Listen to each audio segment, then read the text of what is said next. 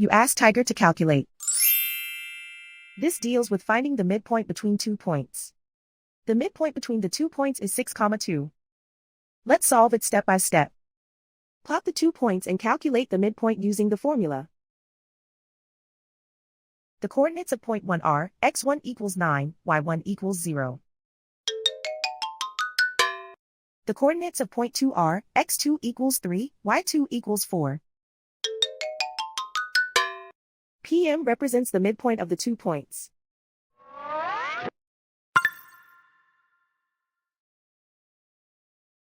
Use the x values in the midpoint formula to find the midpoints x.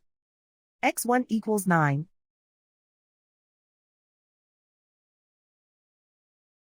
x2 equals 3.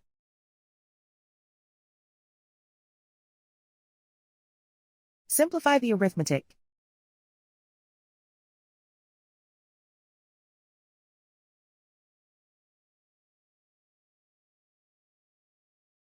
Use the y values in the midpoint formula to find the midpoints y. y1 equals 0.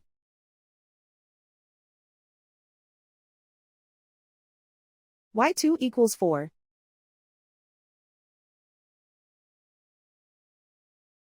Simplify the arithmetic.